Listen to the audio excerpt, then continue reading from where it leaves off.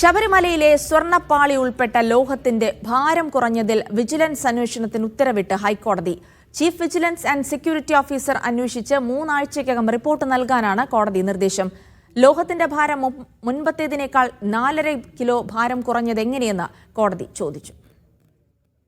2019 ചെന്നൈയിലെ സ്മാർട്ട് ക്രിയേഷൻസിലേക്ക് സ്വർണ്ണപാളി അറ്റകുറ്റപ്പണികൾക്ക് കൊണ്ടുപോകുന്നതിന് മുമ്പ് 42 kilo 800 gram ആയിരുന്നു ലോഹത്തിന്റെ ഭാരം. പിന്നീട് തിരികെ കൊണ്ടുവന്നപ്പോൾ ഇത് 38 കിലോ 258 ഗ്രാമായി മാറി. അതായത് 4 കിലോയിലധികം തൂക്കം കുറവ്. ഇതെങ്ങനെ സംഭവിച്ചു എന്നാണ് ദേവസ്വം ബെഞ്ചിന്റെ ചോദ്യം. സത്യം പുറത്തുവരാൻ വിശദമായ അന്വേഷണം വേണമെന്നും കോടതി പറഞ്ഞു.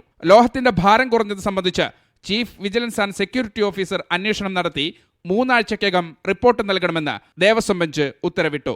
അന്വേഷണവുമായി തിരുവിതാംകൂർ ദേവസ്വം ബോർഡ് സഹകരിക്കണമെന്നും കോടതി നിർദ്ദേശിച്ചു. മീഡിയ 1 കൊച്ചി.